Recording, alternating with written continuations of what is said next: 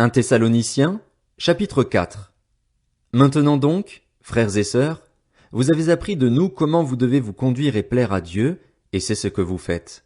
De même, nous vous le demandons et nous vous y encourageons dans le Seigneur Jésus, progressez encore.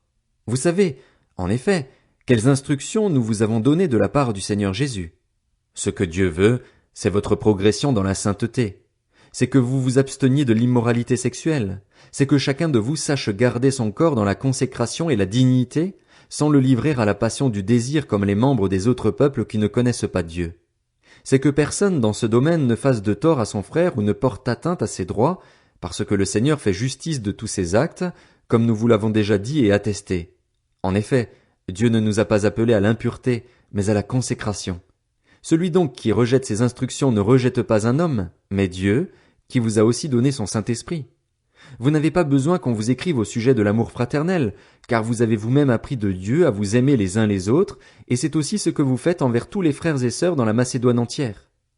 Mais nous vous encourageons, frères et sœurs, à progresser encore, à vous efforcer de vivre en paix, à vous occuper de vos propres affaires et à travailler de vos mains, comme nous vous l'avons recommandé. Ainsi votre conduite sera honorable aux yeux des gens de l'extérieur et vous ne serez dépendants de personne. Nous ne voulons pas, frères et sœurs, que vous soyez dans l'ignorance au sujet de ceux qui sont morts, afin que vous ne soyez pas dans la tristesse comme les autres, qui n'ont pas d'espérance. En effet, si nous croyons que Jésus est mort et qu'il est ressuscité, nous croyons aussi que Dieu ramènera par Jésus et avec lui ceux qui sont morts. Voici ce que nous vous déclarons d'après la parole du Seigneur. Nous les vivants, restés pour le retour du Seigneur, nous ne devancerons pas ceux qui sont morts. En effet, le Seigneur lui-même, un signal donné, à la voix d'un archange et au son de la trompette de Dieu, descendra du ciel et ceux qui sont morts en Christ ressusciteront d'abord. Ensuite, nous qui serons encore en vie, nous serons tous ensemble enlevés avec eux sur des nuées à la rencontre du Seigneur dans les airs, et ainsi nous serons toujours avec le Seigneur. Encouragez-vous donc les uns les autres par ces paroles. 1 Thessaloniciens, chapitre 5. En ce qui concerne les temps et les moments, vous n'avez pas besoin, frères et sœurs, qu'on vous écrive à ce sujet. En effet, vous savez bien vous-même que le jour du Seigneur viendra comme un voleur dans la nuit. Quand les hommes diront « paix et sécurité », alors une ruine soudaine fondra sur eux, comme les douleurs sur la femme enceinte. Ils n'y échapperont pas. Mais vous, frères et sœurs, vous n'êtes pas dans les ténèbres pour que ce jour vous surprenne comme un voleur. Vous êtes tous des enfants de la lumière et des enfants du jour. Nous ne sommes pas de la nuit ni des ténèbres. Ne dormons donc pas comme les autres, mais veillons et soyons sobres. En effet, ceux qui dorment, dorment la nuit, et ceux qui s'enivrent la nuit. Mais nous qui sommes du jour, soyons sobres, enfilons la cuirasse de la foi et de l'amour et ayons pour casque l'espérance du salut. En effet, Dieu ne nous a pas destinés à la colère, mais à la possession du salut par notre Seigneur Jésus-Christ, qui est mort pour nous afin que, soit que nous veillions, soit que nous dormions, nous vivions ensemble avec lui. C'est pourquoi encouragez-vous les uns les autres et édifiez-vous mutuellement, comme vous le faites déjà. Nous vous demandons, frères et sœurs, de reconnaître ceux qui travaillent parmi vous, qui vous dirigent dans le Seigneur et qui vous avertissent. Ayez beaucoup d'estime et d'amour pour eux à cause de leur travail. Soyez en paix entre vous. Nous vous y invitons, frères et sœurs. Avertissez ceux qui vivent dans le désordre. Réconfortez ceux qui sont abattus.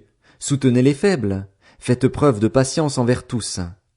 Veillez à ce que personne ne rende à autrui le mal pour le mal, mais recherchez toujours le bien, soit entre vous, soit envers tous les hommes.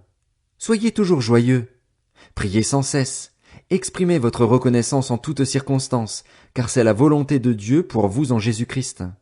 N'éteignez pas l'esprit. Ne méprisez pas les prophéties, mais examinez tout et retenez ce qui est bon. Abstenez-vous de toute forme de mal.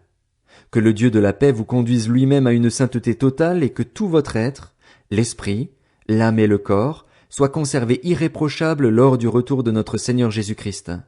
Celui qui vous appelle est fidèle, c'est aussi lui qui le fera. Frères et sœurs, priez pour nous. Saluez tous les frères et sœurs par un saint baiser.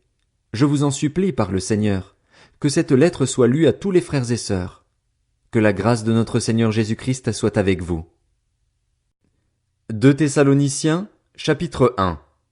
De la part de Paul, Sylvain et Timothée à l'église des Thessaloniciens qui est en Dieu notre Père et dans le Seigneur Jésus-Christ, que la grâce et la paix vous soient données de la part de Dieu notre Père et du Seigneur Jésus-Christ. Frères et sœurs, nous devons constamment dire à Dieu toute notre reconnaissance à votre sujet, et cela est juste, parce que votre foi fait de grands progrès et que l'amour mutuel que vous vous portez tous augmente de plus en plus. Aussi sommes-nous fiers de vous dans les églises de Dieu à cause de votre persévérance et de votre foi au milieu de toutes les persécutions et les difficultés que vous supportez. C'est une preuve du juste jugement de Dieu, pour que vous soyez trouvés dignes du royaume de Dieu, pour lequel vous souffrez aussi. En effet, il est juste aux yeux de Dieu de rendre la souffrance à ceux qui vous font souffrir et de vous donner, à vous qui souffrez, du repos avec nous lorsque le Seigneur Jésus apparaîtra du ciel avec les anges de sa puissance, au milieu d'une flamme de feu, pour punir ceux qui ne connaissent pas Dieu et ceux qui n'obéissent pas à l'évangile de notre Seigneur Jésus-Christ. Ils auront pour peine une ruine éternelle, loin de la présence du Seigneur et de la gloire de sa force lorsqu'il viendra, ce jour-là, pour être célébré parmi ses saints et admiré parmi tous ceux qui auront cru. Or vous avez cru à notre témoignage. C'est pourquoi nous prions constamment pour vous, afin que notre Dieu vous trouve digne de son appel et que par sa puissance il mène à leur accomplissement tout désir de faire le bien et toute œuvre de la foi. Ainsi la gloire du nom de notre Seigneur Jésus-Christ sera révélée en vous et la vôtre en lui, conformément à la grâce de notre Dieu et Seigneur Jésus-Christ. 2 Thessaloniciens, chapitre 2.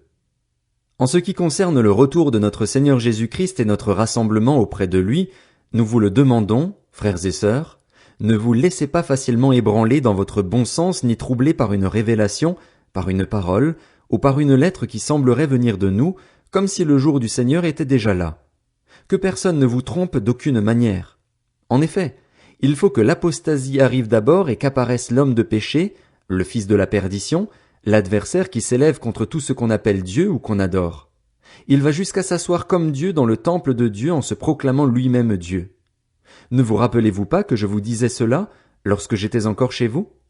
Et maintenant vous savez ce qui le retient, afin qu'il n'apparaisse que lorsque le moment sera venu pour lui. En effet, le mystère de l'impiété agit déjà.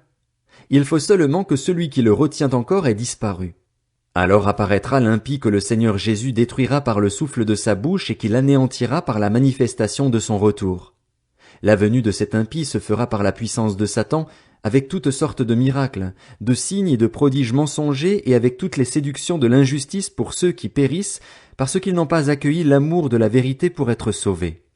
C'est pourquoi Dieu leur envoie une puissance d'égarement pour qu'ils croient au mensonge, afin que tous ceux qui n'ont pas cru à la vérité mais ont pris plaisir à l'injustice soient condamnés.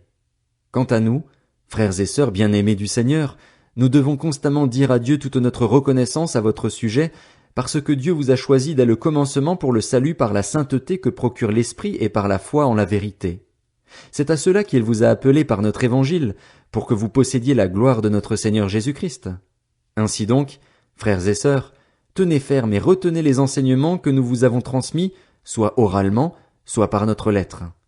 Que notre Seigneur Jésus-Christ à lui-même et Dieu notre Père, qui nous a aimés et qui nous a donné par sa grâce une consolation éternelle et une bonne espérance, encourage votre cœur et vous affermisse dans toute bonne œuvre et dans toute bonne parole.